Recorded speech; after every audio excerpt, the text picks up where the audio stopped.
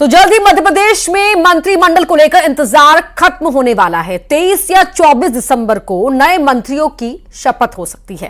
कहा जा रहा है कि दिल्ली में बीजेपी आलाकमान मंत्रिमंडल गठन का फॉर्मूला तैयार कर चुका है।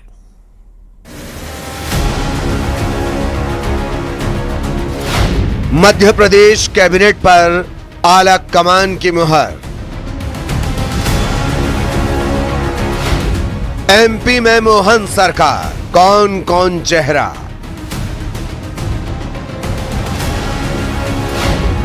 कद्दावर नेता और नए चेहरों को मिलेगा मौका। कैबिनेट का फॉर्मूला तैयार, शपथ का इंतजार। मोहन मंत्रिमंडल, सत्ता और संगठन में तालमेल। बीजेपी तैयार, लोकसभा चुनाव पर नजर।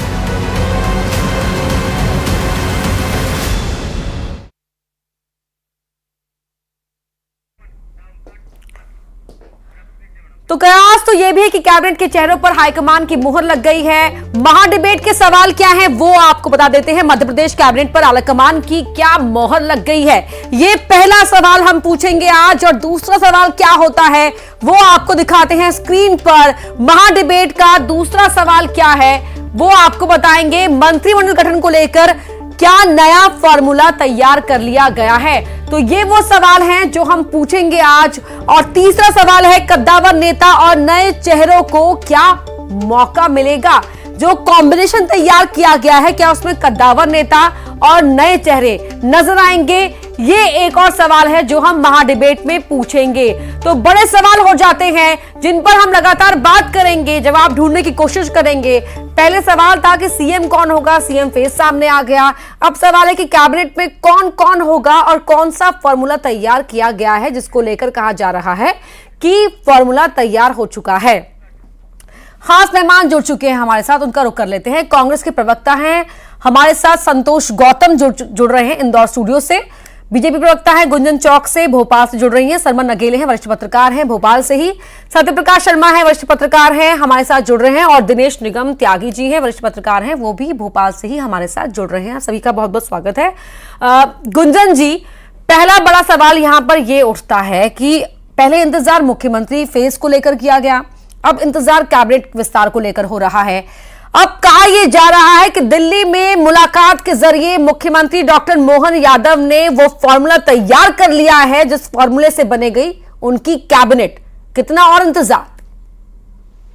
देखिए अपर्णा जी, ये भारतीय जनता पार्टी है, ये व्यक्ति नहीं, यहाँ पर विचार सर्वोपरि है। ये भारतीय जनता पार्टी है जहां पर एक छोटा कार्यकर्ता हो या वरिष्ठ मंत्री, सबको एक समान प्यार है, सबकी एक समान सम्मान है और सबका अपना एक दायित्व है। और हर एक कार्यकर्ता अपना वो दायित्व पूरी निष्ठा, पूरी सेवा भाव और ईमानदारी से जनता की सेवा और विकास के लिए निभाता आ रहा है। ये भारतीय जनता पार्टी है जहां पे सामूहिकता और एकता ये उनका मूल रूप और सिद्धांत है। और इसी को ध्यान में रखते हुए जिस तरह 20 वर्षों से भारतीय जनता पार्टी ने मध्य प्रदेश का उत्थान किया है, उसी तरह आने वाली नई सरकार भी मध्य प्रदेश में जनता के सम्मान के लिए, जनता के विकास के लिए, जनता की सेवा के लिए तैयार है। ठीक है, विचार विमर्श करके नीति रणनीति के तहत यहाँ पर सारे फैसले लिए जाते हैं। वरिष्ठ नेतृत्व यहाँ पे फैसला लेता है और जो सबकी सहमति होती है उसके हिसाब से सारे फैसले लिए जाते हैं। तो देखिए जो सबकी सहमति में ही क्या इतना वक्त लग रहा है? गुंजन जी, सवाल मैं आके आपसे लूंगी, लेकिन और भी मेहमान हैं उनको भी शामिल कर लेते हैं। संतोष गौतम जी, सबकी सहमति का इंतजार तो बीजेपी कर रही है और साथ ही नजर क्योंकि 24 पर है, तो ऐसे में सबकी सहमति, सबकी से मतलब क्षेत्रीय समीकरण, जातिगत समीकरण, इन तमाम समीकरणों की सहमति बहुत जरूरी हो जाती है। नजर उनकी मिशन 24 पर है, आपकी नजर किस पर है? देखिए अपर्णा जी, आपने बहुत सही बात कही कि ये सबकी सहमति की बात हो रही है, लेकिन मैं एक चीज जानता हूं जो मेरी समझ है वो ये जानती है कि सबकी सहमति का तो कोई काम ही नहीं है। दिल्ली में दो लोग जो बैठे हैं वो जिसका नाम तय कर दे उसके नाम पर अंतिम मुहर लगती है। आपने मुख्यमंत्री चयन में देखा कि कैलाश विजयवर्गीय, प्रहलाद पटेल जैसे नेता बगले झांकते रह गए, नरेंद्र सिंह तोमर को स्पीकर बना दिया गया, बाद में जो मुख्यमंत्री बने वो मोहन यादव बन गए, चौंकाने वाला नाम।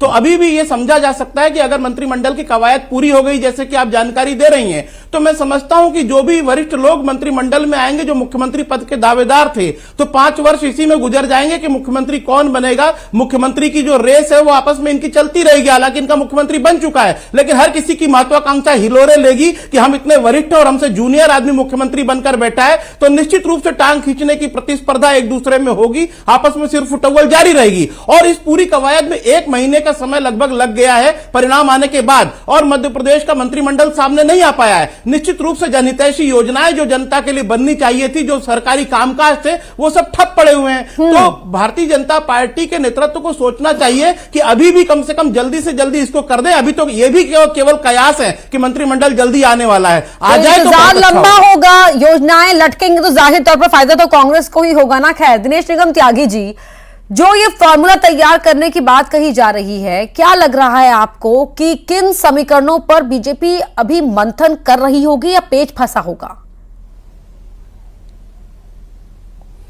देखिए, भाजपा ने चूंकि मुख्यमंत्री बदला है, शिवराज सिंह मध्य प्रदेश के लोकप्रिय लीडर थे और उनको बदल के मोहन यादव जी को लाया गया है। इसके साथ में कैलाश विजयवर्गीय और कई सारे सांसद और केंद्रीय मंत्रियों को चुनाव लड़ाया गया है। आगे बिल्कुल 4 महीने बाद लोकसभा को चुनाव है, तो भाजपा नेतृत्व को यह सब ध्यान रखना है कि लोकसभा चुनाव में पिछली बार की तुलना में रिजल्ट गड़बड़ न हो, कम ना आए, बल्कि 1 सीट कम रह गई है वो भी आए। इसलिए जो जानकारी है उसके अनुसार मंत्रिमंडल के गठन में भाजपा नेतृत्व बिल्कुल मनमानी नहीं करना चाहता है। जो जानकारी है कुछ सीनियर लिए जाएंगे, जैसे मान लीजिए जो सांसद लड़े हैं प्रहलाद पटेल, राकेश सिंह, उदय प्रताप सिंह, रीति पाठक, इनमें से लिए जाएंगे। कैलाश विजयवर्गीय राष्ट्रीय महामंत्री हैं, उनको लिया जा सकता है। हालांकि कैलाश विजयवर्गीय चाहते हैं कि मेरी जगह रमेश मेंदला को लिया जाए। तो कुछ सीनियर रहेंगे जो बाहर से आए हैं, वो जो पुराने मंत्रिमंडल में हैं, लेकिन इनकी संख्या कम रहेगी, ज्यादा संख्या रहेगी नए लोगों की जो पहले कभी मंत्री नहीं रहे लेकिन 3, 4, 5 बार से चुनाव जीतते आ रहे हैं। एक संतुलन तो ये साधा जाएगा। दूसरा, सरकार को यह भी ध्यान रखना है कि ज्योतिरादित्य सिंधिया और शिवराज सिंह चौहान जैसे नेता नाराज ना हो, तो शिवराज सिंह के कुछ लोग भी रह सकते हैं, सिंधिया के कुछ लोग भी रह सकते हैं।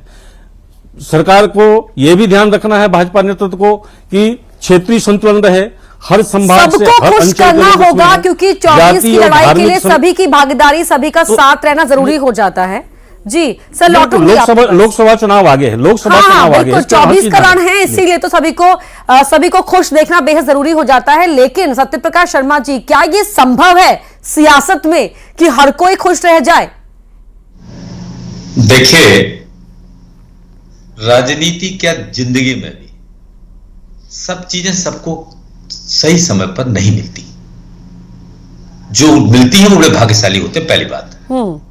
लेकिन आपने कहा कि आज का जो मध्य प्रदेश का सिनेरियो है, यानी कैबिनेट एक्सपेंशन को लेकर अपर्णा जी, उसमें हम छत्तीसगढ़ का आज जो एक्सपेंशन हुआ है उसको थोड़ा सा देखते हैं। आपने देखा कि उसमें जो 9 लोग इंडक्टेड किए गए हैं, उसमें 3 लोग फर्स्ट टर्म के एमएलए हैं, बकाए के सेकेंड टर्म के हैं, और कुछ सीनियर लीडर्स बृजमोहन अग्रवाल जैसे जो 8 टर्म के एमएलए हैं। मतलब वहां सबसे लॉन्गेस्ट जो टेन्यूर है उनका एमएलए का, वो उनको शामिल किया गया है। अब मध्य प्रदेश में अगर उसी को देखते हैं, क्योंकि कहीं ना कहीं फार्मूले सभी जगह तीनों स्टेट्स में, मध्य प्रदेश, छत्तीसगढ़, राजस्थान में भारतीय जनता पार्टी एक जैसे ला रही है, तो ये देखने को मिलेगा कि फर्स्ट टर्म के एमएलए को या सेकेंड टर्म के एमएलए भी शामिल हो सकते हैं, लेकिन पूरे नहीं, क्योंकि यहां पर 35 इंक्लूडिंग सीएम लोग बनाए जा सकते हैं। तो मुझे लगता है कि इस बार अराउंड 20 एमएलए को यह मौका मिल सकता है। लेकिन यहां एक आपको बताऊं फ्लेवर मिलेगा,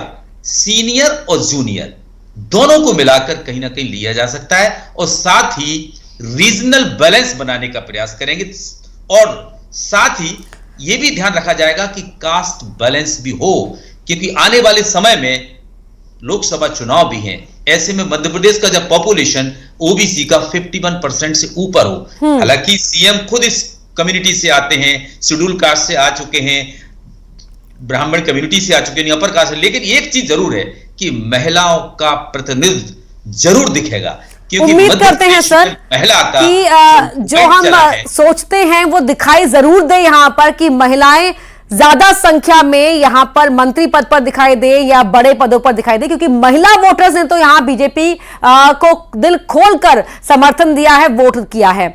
नगेले साहब, मैं यहाँ बायस होना नहीं चाहती हूं, लेकिन जो जिस तरह की अपब्रिंगिंग भारतीय समाज की रहती है, वहां बाप और बेटे में एक उम्र के बाद, या छोटे बड़ों का मैं कह लेती हूं, कि अगर सामंजस्य, एक ही तरह की सोच मिलना बहुत रेयर केसेस में होता है। ऐसे बहुत ही कम परिवार होते हैं जहां पिता भी वही सोच रख रहा हो या बड़े वही सोच रहे हो, जिस सोच में घर के युवा बढ़ रहे हो।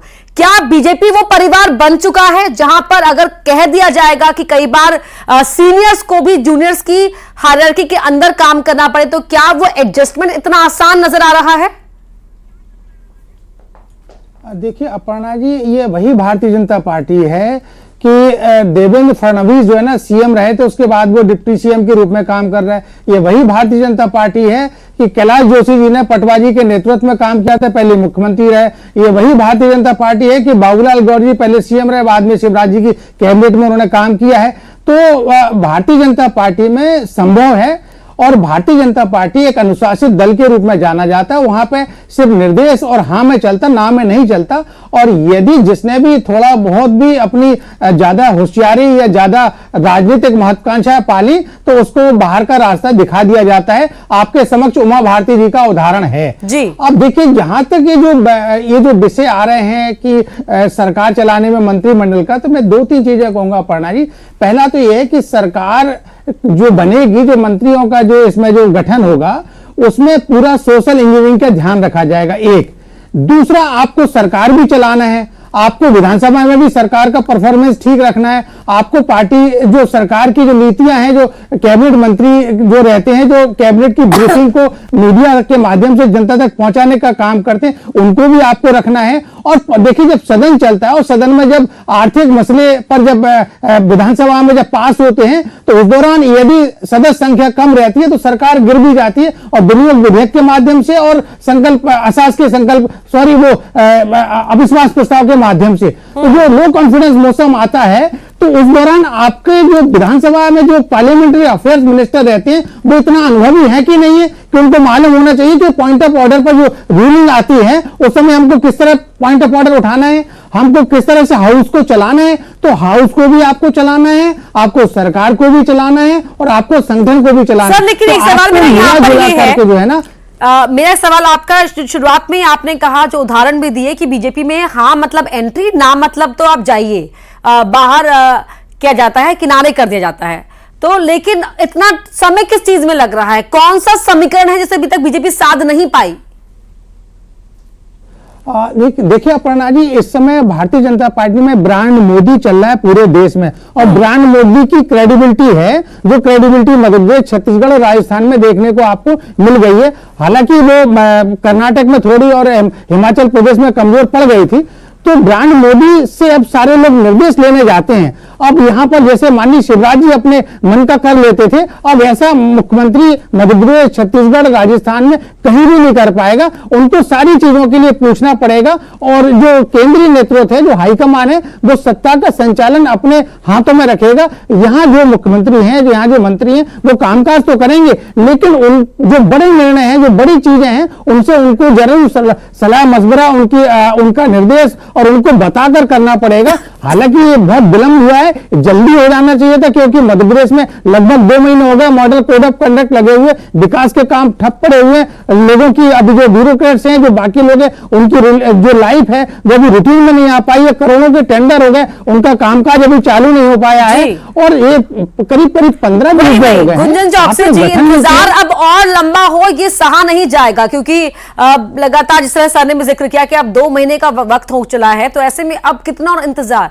अटल बिहारी वाजपेयी जी की जयंती से पहले क्या हो जाएगा शपथ ग्रहण? अपर्णा जी, हमने इस पूरे 2023 के चुनाव में हर बार देखा किस तरह भारतीय जनता पार्टी ने विकास को मुद्दा बनाया है, वही कांग्रेस ने परिवार को मुद्दा बनाया है। चाहे प्रतिनिधियों के चयन से अगर मैं शुरुआत करूं, या भारतीय जनता पार्टी की जो प्रचंड जीत सबके सामने आई है, या अब जो जिस तरह एक मुख्यमंत्री जी का चेहरा सामने आया है, ये साबित करता है कि भारतीय जनता पार्टी की नीयत से जनता की सेवा है। यहाँ पर एक कार्यकर्ता को अगर एक मुख्यमंत्री का दर्जा दिया गया है, तो ये भारतीय जनता पार्टी की संगठन दिखाता है, किस तरह संगठित होकर सामूहिकता और एकता के तो साथ बाकी कार्यकर्ताओं को मंत्री बना ये जो दीजिए ना। नई सरकार है, देखिए अपर्णा जी, जो नई सरकार है, सभी हम कार्यकर्ता इतना हैं आश्वासन आपकी देते हैं पार्टी कि के। नई सरकार संवेदनशील होगी, समृद्ध होगी, सशक्त होगी, सामूहिकता का भाव होगा, सेवा का भाव होगा। ये कांग्रेस नहीं है जहां पे ना नेता है, ना नीति है, ना नीयत है। इसलिए कांग्रेस का विपक्ष किस तरह सामने कमजोर पड़ा है कि जनता को और आपको सबको दिख रहा है। ये कांग्रेस नहीं है जो परिवार बचाओ पे काम कर रही है, ये भारतीय जनता पार्टी है जो देश बचाओ पे काम कर रही है, ये भारतीय जनता पार्टी है जो भारत की जनता का विकास कर रही है। ये कांग्रेस नहीं है जो अपने अपने बेटों का विकास कर रही है। तो ये जो फर्क मैं आपको बताना चाह रही हूँ पन्ना जी, ये भारतीय जनता पार्टी है, वो हर चीज विचार विमर्श करके जनता के सामने ऐसी सरकार लाना चाहती है जो जनता, जिस तरह 20 वर्षों से भारतीय जनता पार्टी ने मध्य प्रदेश की जनता के लिए, हर क्षेत्र के लिए, हर वर्ग के लिए विकास किया है, उसी तरह आने वाली सरकार भी निरंतर जनता नहीं, का विकास की योजनाओं को तो आगे तब बढ़ाएंगे ना आप जब मंत्रिमंडल विस्तार हो जाएगा। खैर, यहाँ पर संतोष गौतम जी, पूरा हमला तो आप ही की पार्टी पर कर दिया गुंजन चौकसे जी ने, तो पहले आप ही का जवाब ले लेते हैं, फिर मैं सवाल पूछती हूँ। देखिए अपर्णा जी, गुंजन चौकसे जी बेचारी क्या बोलेंगी। ये उस पार्टी की प्रवक्ता है जिसके मुखिया ताना और शाह है। वो ताना और शाह जो दिल्ली में बैठे हुए हैं, और वो ताना और शाह सेम उनकी कार्बन कॉपी जो हिटलर में बैठे, हिटलर के और गोएबल्स के रूप में जर्मनी में बैठे थे, तो उनकी कार्बन कॉपी करके अगर उन्होंने इंडिया में उतार दिया उसको, तो अभी शरमन नगेले जी कह रहे थे कि भारतीय जनता पार्टी में अनुशासन है और इसी कारण वरिष्ठ नेता भी कई बार एक जूनियर के रूप में काम करते हैं। मैं कहना चाहता हूं कुछ अनुशासन का बात नहीं है उसमें प्योर तानाशाही है और सीधे सीधे अपनी बात रखने का अधिकार किसी को नहीं है। अपनी बात रखने का अधिकार किसी को है तो जिसको पसंद आएगा वो रुकेगा ना, जिसको पसंद नहीं आएगा वो बाहर चला जाएगा। इसमें कौन सी बड़ी बात है? वही मैं कह रहा हूं तो वही मैं कह रहा हूं कि आज अगर सफलता मिल रही है, तानाशाहों को शुरुआती सफलताएं मिलती आई हैं, चाहे इटली में मुसोलिनी को मिली हो, चाहे जर्मनी में हिटलर को मिली हो, चाहे जिया उल हक को मिली हो पाकिस्तान में, चाहे ईदी अमीन को मिली हो युगांडा में, चाहे सद्दाम हुसैन को मिली हो इराक में, तो इनको शुरुआती सफलताएं मिल रही हैं। इसका मतलब नहीं है कि अमर हो गए। निश्चित रूप से इन्हीं की पार्टी में से सबसे पहले क्रांति का बीज फूटेगा, क्योंकि बहुत ज्यादा दमन हो रहा है। निश्चित रूप से कैलाश विजयवर्गीय, प्रहलाद पटेल, नरेंद्र सिंह तोमर ये चाह नहीं रहे इंतजार में है आप काम करें कि उन्हीं की पार्टी में से कोई क्रांति का बीज फूटे और आपका काम आसान हो जाए। जी जो विभाजित होकर नहीं, निश्चित रूप से हम तो एक जागरूक विपक्ष के नाते अपना काम कर ही रहे हैं और निश्चित रूप से आज से हम सड़कों पर हैं। आप देखिए सांसदों के निलंबन के विरोध में आज हमने पूरे मध्य प्रदेश में धरना दिया है और निश्चित रूप से मध्य प्रदेश का जो धरना है निश्चित रूप से तानाशाह के कान में गूंजेगा कि आज हमने कितना विशाल का धरना पूरे मध्य प्रदेश में दिया है जीतू पटवारी जी के नेतृत्व में। जीतू पटवारी जी के नेतृत्व में जो नई कांग्रेस है, जीतू पटवारी जी के नेतृत्व में जो नई कांग्रेस है, निश्चित रूप से इस भारतीय जनता पार्टी की जड़ों को उखाड़ फेंकेगी। अगर वो एक बार चुनाव अरे सर अपनी जड़ें जमा लीजिए पहले। 18 साल बाद भी प्रदेश के लोगों ने आपकी पार्टी को समर्थन नहीं दिया। आपके नेता होर्डिंग छपवाने में ही रह गए, एडवांस में होर्डिंग लगा दिए गए। सर जड़े तो इस समय कांग्रेस को मजबूत करने की आवश्यकता है। उम्मीद जनता भी कर रही होगी कि शायद आपका जो स्टेट लीडरशिप का फेस चेंज हुआ है उसमें शायद आप लोग कुछ काम करें। ठीक है, मैं आप ही की बात पर आगे बढ़ूंगी जी। नहीं, आप नसीहत दे सकती है, लेकिन एक बात मेरी सुन लीजिए। मैं कह रहा हूं 40% वोट मिला है कांग्रेस को। क्या यह बात किसी से छिपी हुई है? यह जनता के सामने है कि 40% वोट आज भी कांग्रेस के साथ है। ठीक है, चुनावी जीत हो गई है, लेकिन इससे क्या कांग्रेस खत्म हो गई है? नहीं, कांग्रेस तो खत्म नहीं हुई है। यहाँ पर गुंजन जी आपका जवाब जल्दी से, फिर मैं आगे बढ़ती हूँ। इन्होंने जीतू पटवारी जी का नाम लिया। जीतू पटवारी जी धरना प्रदर्शन पे बैठे हैं, कांग्रेस का एक भी वरिष्ठ नेतृत्व वहां नहीं पहुंचा। ये दर्शाता है कि कांग्रेस के अपना नेता पूर्ण रूप से विभाजित है। कांग्रेस का पतन का ही बहुत बड़ा एक कौन नहीं था कि किस तरह कांग्रेस पूर्ण रूप से विभाजित है। ये क्या विपक्ष का काम करेगी, क्या जनता का काम? नहीं, कौन नहीं आया था? किसको ढूंढ रही थी आप गुंजन जी? सभापति संतोष जी जाना चाहते हैं, किसको ढूंढ रही थी आप? सांसदों को सांसदिक जो प्रक्रिया है, कार्य प्रणाली, उसका अपमान जो करना जानते हो और उसके विरोध धरना प्रदर्शन कर रहे हो, वो क्या सेवा करेंगे? हम भारतीय जनता पार्टी कैसी सरकार सामने ला रही है जिसकी नीयत दरअसल कुछ जो ना हो, जिसकी नीयत कांग्रेस के अंदर पीढ़ीगत परिवर्तन आया है, जीतू पटवारी और उमंग सिंघार जैसे नेताओं के हाथ में मध्य प्रदेश कांग्रेस की कमान सौंप दी गई है। इससे भारतीय जनता पार्टी घबरा गई और निश्चित रूप से पहले ही दिन जीतू पटवारी जी का जो अभूतपूर्व स्वागत हुआ है भोपाल की सड़कों पर, इंदौर की सड़कों पर, उज्जैन की सड़कों पर, भारतीय जनता पार्टी को समझ में आ गया है कि आने वाला भविष्य किसका है।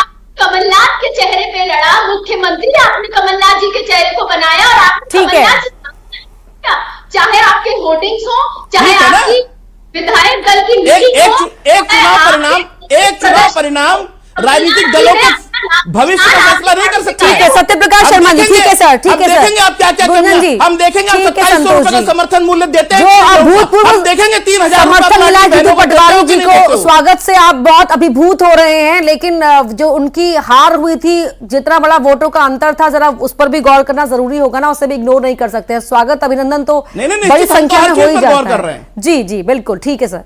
सत्यप्रकाश शर्मा जी, यहाँ पर एक जिक्र करना जरूरी हो जाता है वरिष्ठों का। दिल्ली से बुलाए गए सांसद विधायकी का चुनाव लड़े, सांसदी छोड़ दी, विधायक बन गए। अब कितनों को एडजस्ट करेंगे, क्या इस पर भी विचार हो रहा होगा?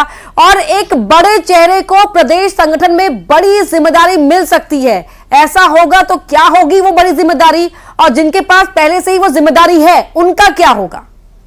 देखिए, भारतीय जनता पार्टी प्रयोगधर्मी पार्टी जानी जाती है और ये मध्य प्रदेश, छत्तीसगढ़ और राजस्थान में उसने जिस प्रकार से ये चुनाव लड़े उसका एक बड़ा एग्जाम्पल है। साथ ही आपको याद हो कि भारतीय जनता पार्टी की इसी जो उसका स्टाइल है, संगठन को मजबूत करते चली है और आज किस मुकाम पर है। ये जो प्रयोग किया गया है, इस प्रयोग से कहीं ना कहीं लीडर का काम किया गया है जो कांग्रेस में नहीं हो पा रहा था। आप देखिए, कांग्रेस का मध्य प्रदेश में पिछड़ने का सबसे बड़ा कारण केवल 2 लीडर, जो मैं पब्लिक 20-25 साल से उन्हीं लीडर्स को देख रही है। अगर मोहन यादव जी को मुख्यमंत्री बनाया है तो ये लीडरशिप चेंज की है, यानी यंग लीडर को आगे लाने की एक बड़ी प्रयोग यहां की गई है। क्योंकि मध्य प्रदेश वैसे भी आप जानते हैं कि भारतीय जनता पार्टी का प्रयोगशाला कहा जाता है। तो ये जो आपने कहा कि जो पुराने और यूथ को भी एक तरह से एक मैसेज दिया गया है कि अगर आप काम करेंगे जमीन पर तो पार्टी आपको देख रही है, मॉनिटर कर रही है और आगे आपको बड़ा पद मिल सकता है। शायद ये भी एक मैसेज देने की कोशिश यहां पर की गई होगी। त्यागी जी, सवाल यहां पर यह भी बनता है, मेलजोल करना कागजों पर जितना अच्छा लगता है कि 4 हमने अनुभवी नेता ले लिए, 5 यूथ लीडर्स ले लिए, क्या जमीन पर यह एक्सपेरिमेंट इतना ईजी हो रहा होगा? देखिए, ऐसा ये पहली बार नहीं हो रहा है। आप पिछली सरकार को देखिए, शिवराज सिंह जी के अंडर में भी बहुत सारे वरिष्ठ नेता थे जो शिवराज जी से सीनियर थे, जिनके अंडर में शिवराज जी ने काम किया था, लेकिन मंत्रिमंडल में रहे और काम किया, सरकार बहुत साल चली। यही परिवर्तन फिर अब जैसे अभी चर्चा नगेले जी कर रहे थे कि मोदी मैजिक चल रहा है, मोदी जी के नाम से सब हो रहा है। अगर मोदी जी ये मान रहे हैं, केंद्रीय नेतृत्व ये मान रहा है कि मोदी की मैजिक की वजह से जीत हो रही है तो ये सारे प्रयोग वो कर सकते हैं। उनको लगता है कि अभी पीढ़ी परिवर्तन करके पार्टी को आगे बढ़ाया जा सकता है। जो एक तरह की पीढ़ी चली आ रही थी, एक तरह की परंपरा चली आ रही थी, एक तरह की सरकार चली आ रही थी, एक तरह से जड़ता आ गई थी, एक तरह के अधिकारी बैठे थे, तो सब चेंज करने के मूड में भाजपा नेतृत्व है। और यह प्रयोग लोकसभा चुनाव के पहले किया गया है, तो यह प्रयोग भी हो जाएगा कि लोकसभा चुनाव में वैसी सफलता मिलती है कि नहीं मिलती है। तो मुझे लगता है इसमें कोई बुराई नहीं है। अब जैसे कांग्रेस ने भी वही किया, जैसे भाजपा में बहुत सारे नेता बैठे रहे, उनकी चिंता नहीं की, नया नेतृत्व आ गया, उसी तरह कांग्रेस ने कमलनाथ जी की चिंता नहीं की, दिग्विजय सिंह की चिंता नहीं की, उनसे कोई सलाह मशविरा नहीं किया, उनके विरोधी बैठा दिए।